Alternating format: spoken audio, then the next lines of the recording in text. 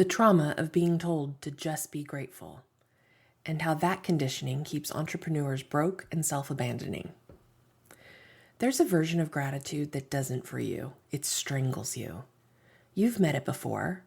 The smile and say thank you even when it hurts. The just be grateful when you know in your bones it's not enough. The way you silence your longing so you don't seem greedy. The way you force a thank you when what you really need is a boundary. That's not gratitude. That's servitude dressed up as sanctity. And it starts early. Most of us were conditioned in childhood. Be grateful for what's on your plate. There are children who have nothing. As if your hunger was an insult to their emptiness. As if wanting more was selfish. As if satisfaction should come from comparison, not nourishment. That message didn't stay at the dinner table. It followed us into adulthood, into business, and into money. We're told to be grateful for any client, for any paycheck, for the exposure, the tag, the opportunity, for being invited to the table, even when there's nothing there that truly feeds us. And if you've ever said yes when your body said no, if you've ever undercharged because you felt bad for asking for more, if you've ever stayed quiet instead of advocating for your brilliance, ask yourself, was that gratitude or survival? Was it reverence or resignation? Was it generosity or self-abandonment? Here's the unspoken sentence hiding behind every just be grateful. Be grateful for what you have and stop asking for more. Or worse, be grateful for what you were given and don't forget who gave it to you. That kind of gratitude is a muzzle, a chain, a gilded cage. And here are some other places it might be hiding. When you discount your services just this once for a client who can't afford you. When you say yes to a collaboration that drains you because it's good exposure.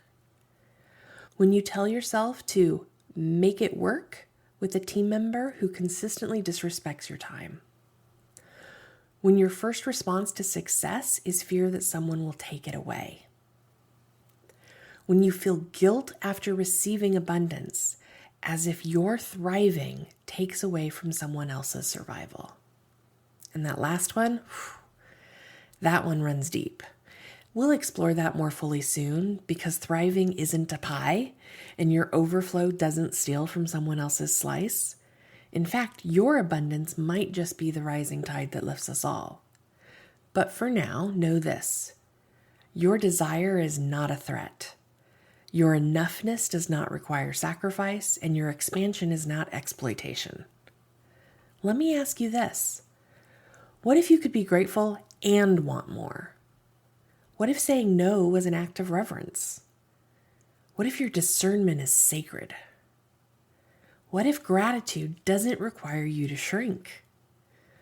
You were not put here to grovel for scraps. You are not greedy for wanting clients who energize you.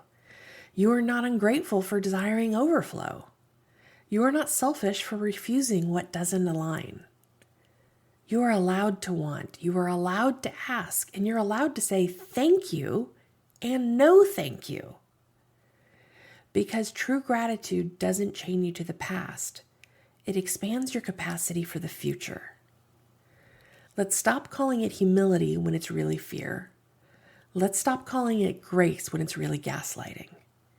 Your desires aren't disrespectful. Your dreams aren't a betrayal of your blessings. Your asking is holy.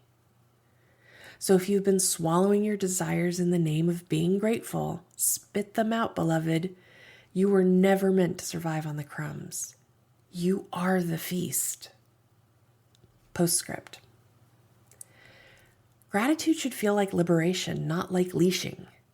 You can be grateful and discerning. You can be kind and boundaried. You can be in awe of what's here and unapologetic about asking for more. Profit is protest, and so is asking for more. The song of the day, Who I Am by Win Starks. You might remember him from America's Got Talent. Let this song wash over you as you remember who you were before they told you to be small, before you confused politeness for safety. This is your reintroduction to yourself. Enjoy!